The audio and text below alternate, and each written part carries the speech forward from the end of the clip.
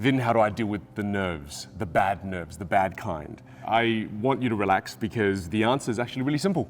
But simple doesn't mean easy. The answer to this question comes in two parts. The first part, you have to firstly understand that fear comes from the unknown. Anxiety comes from the unknown. When you don't know what's coming next, that's when you feel anxiety. So what's the key thing you have to know when you're giving a presentation?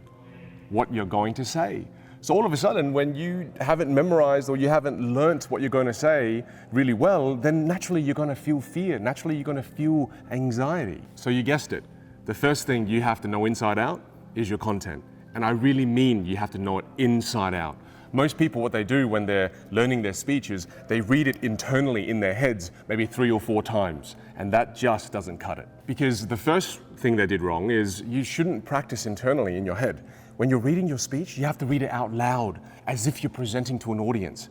Because in that sense, you're not only rehearsing the content, you need to rehearse the delivery, but more on that after. So then the next question is, well, Vinh, how long should I rehearse for?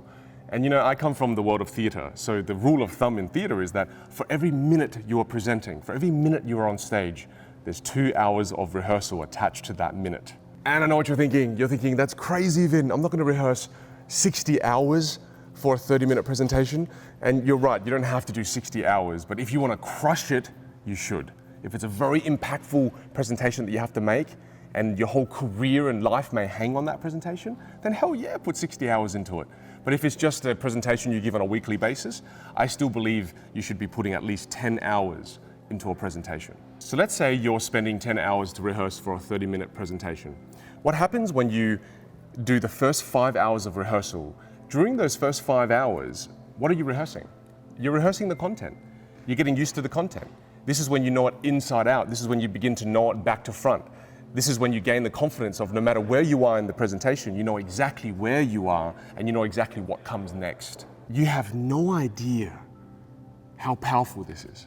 So many people go, oh, rehearsing for 10 hours, I don't really want to. But you have no idea, you literally have no idea how much of the bad nerves this eliminates. It gets rid of at least 50% of the bad nerves that you feel before a presentation. Now, what's going to get rid of the next, say, 30% of the anxiety and fear? It's actually rehearsing again, yet this time you're not rehearsing the content, you're rehearsing the delivery. Because remember, fear comes from the unknown. And it's not about just not knowing what comes next in terms of content. A lot of the times people don't know what and how they're going to say what they're going to say. So when you don't know how you're going to say what you're going to say, meaning delivery, this also creates some level of anxiety too. I hope you can see what we're doing here. All we're doing is we're making all of the unknowns known.